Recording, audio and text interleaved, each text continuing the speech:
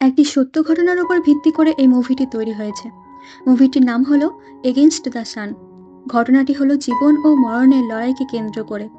সময়টি ছিল 1942 সাল, যখন জাপান আমেরিকার পার্ল হারবার নামক শহরে আক্রমণ করে। এর ফলে আমেরিকাও যে কোনো মূল্যে প্রতিশোধ নেওয়ার জন্য মরিয়া হয়ে ওঠায় দ্বিতীয় বিশ্বযুদ্ধে সামিল হয়ে যায়। তারা জাপানি জাহাজগুলোকে নষ্ট করার উদ্দেশ্যে ইউএস নামের অনেকগুলো টর্পেডো বোম্বার এয়ারক্রাফটকে পাঠিয়ে দেয় সাউথ প্যাসিফিকের দিকে।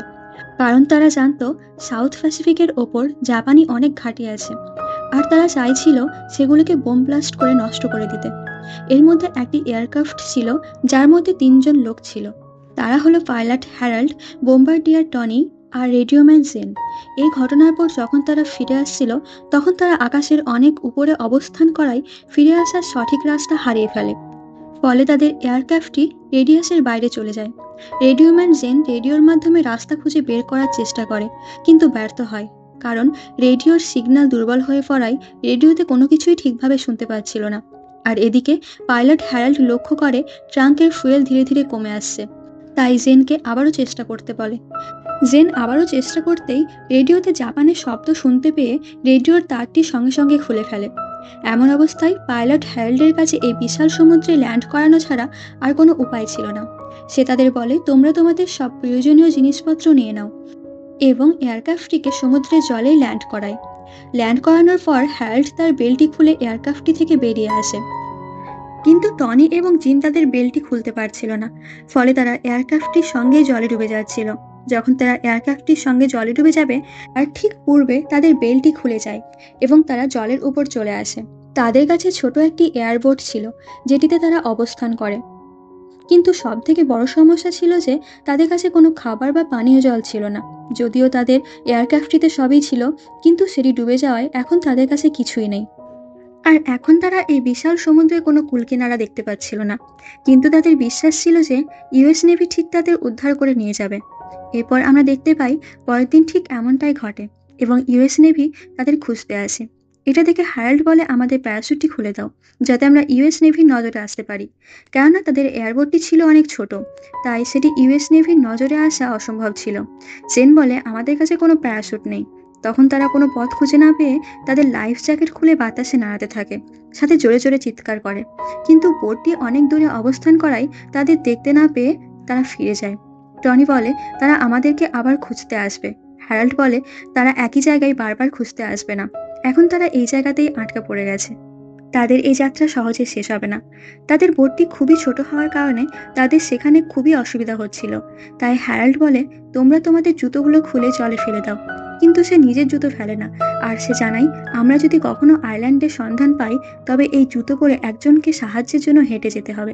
আসলে হ্যারাল্ড সিনিয়র হওয়ার কারণে অনেক বেশি অভিজ্ঞ ছিল। সেদিন রাতের বেলা হ্যারাল্ড তার বাকি দুজন সাথীকে জিজ্ঞাসা করে, তোমরা কি কেউ জল খাবে? এটি বলে সে নিজের জুতোর মধ্যে ইউরিন করে, আর সে সেটিকে খেয়ে নেয়। কারণ সে জানতো যে এই বিশাল সমুদ্রে কোথাও পানীয় জল পাবে না। পরের দিন হ্যারাল্ড তাদের জানায়, আমরা এখন হাওয়াইয়ের দিকে যাচ্ছি, যেটা এখান থেকে 1900 মাইল দূরে। আর আমাদের পেছনে সাউথ আমেরিকা, যেটা এখান থেকে 6000 মাইল দূরে। হ্যারাল্ড একজন পাইলট হওয়ার কারণে সকল জায়গা এবং দিক সম্পর্কে তার স্পষ্ট ধারণা ছিল। সে আরও বলে, আমরা যদি এই গতিতে যেতে থাকি, তাহলে কয়েক সপ্তাহের মধ্যেই সেখানে পৌঁছে যাব। কিন্তু টনি এটা শুনে অবাক হয়ে যায়, বলে তার আগে আমরা ক্ষুধার্ত এবং তৃষ্ণার্ত অবস্থায় মারা যাব। জেন তখন বলে, সমুদ্রে অনেক মাছ আছে, যদি আমরা মাছ ধরতে পারি তাহলে এই মাছ খেয়েই বেঁচে থাকবো। তখন তারা তাদের জিনিসপত্রগুলো চেক করে এবং বন্দুকের ম্যাগাজিন পায়। সেটি থেকে স্প্রিং বের করে হুকের আকার দেয় এবং সেটিকে জলে ফেলে দেয়। খুব অল্প সময়ের মধ্যে তাদের হুকে কিছু একটা আটকে যায়। ফলে সুতোটা তারা টানতে থাকে, কিন্তু সেটি ছিঁড়ে যায়। জেন বলে, জলের মধ্যে আমাদের থেকেও ক্ষুধার্ত কেউ রয়েছে। যেহেতু সেখানে খুব গরম ছিল, তাই জেন গরম সহ্য করতে না পেরে জলের মধ্যে ঝাঁপ দেয় আর বলে, আমি এত গরম সহ্য করতে পারছি না।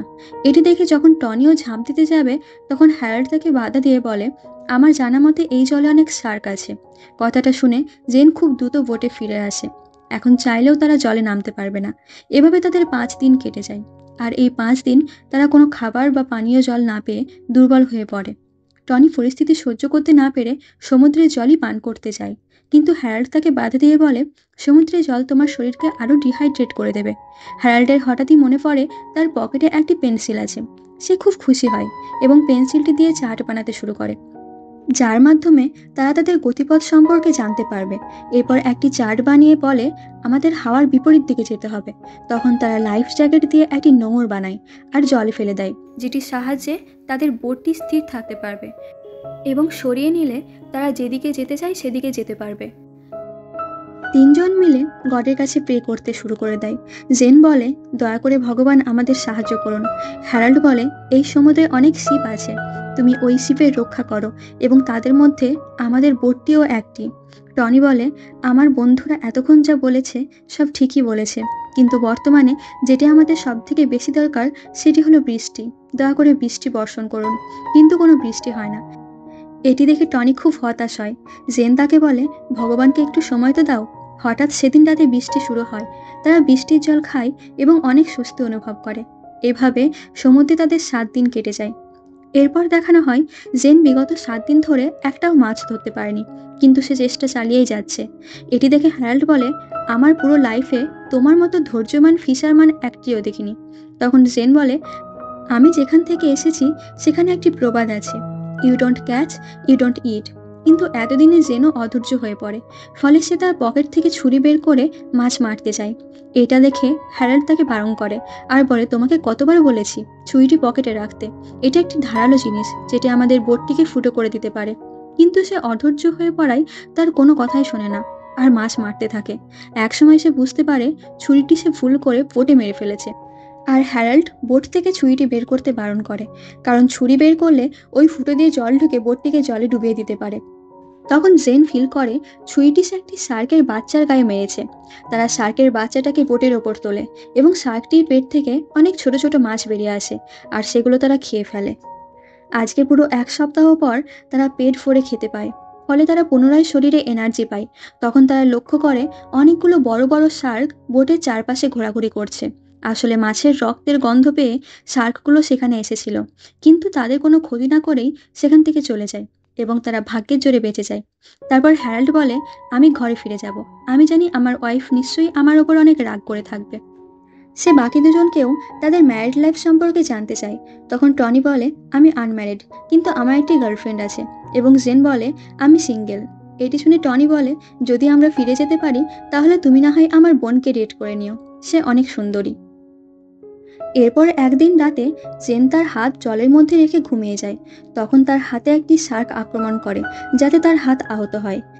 হঠাৎ একদিন জেনের মনে হয় তার সামনে একটি আইল্যান্ড। সে টনিকে দেখালে টনি সেখানে কিছুই দেখতে পায় না। আসলে সেটা তার হ্যালুসিনেশন ছিল, আর কিছুই নয়। 15 দিন পর একদিন সকালে জেন তাদের বোটে একটি পাখি বসে থাকতে দেখে আর সেটি দেখে বন্দুক দিয়ে শ্যুট করে। পাখিটি যখন জলে গিয়ে পড়ে, হ্যারাল্ড তখন পাখিটি তুলতে যাওয়ার জন্য জলে ঝাঁপ দিয়ে দেয়। ততক্ষণে একটি শার্ক তার পিছু নেয়। হ্যারাল্ড শার্কের পেটে যেতে যেতে ভাগ্যের জোরে বেঁচে যায় এবং পাখিটি নিয়ে বোটে ফিরে আসে, আর তারা সেই পাখির মাংস খেয়ে পেট ভরায়। আর 15 দিনের মাথায় এটা নিয়ে তারা 2বার খাবার পায়। কিন্তু যে খারাপ অবস্থার মধ্যে দিয়ে তাদের দিনগুলো কাটছিল, সেই পরিস্থিতির খারাপ প্রভাব তাদের ওপর গভীরভাবে পড়তে থাকে। ফলে তারা ঘুমের মধ্যে অদ্ভুত অদ্ভুত স্বপ্ন দেখে। এভাবে সমুদ্রে তাদের 20 দিন কেটে যায়। পরের দিন হ্যারাল্ড ঘুম থেকে উঠে দেখে ডিউটিতে কেউ নেই। আসলে তাদের মধ্যে যে জেগে থাকতো তার কাজ ছিল হাওয়ার গতি দেখে দিশা ঠিক করা।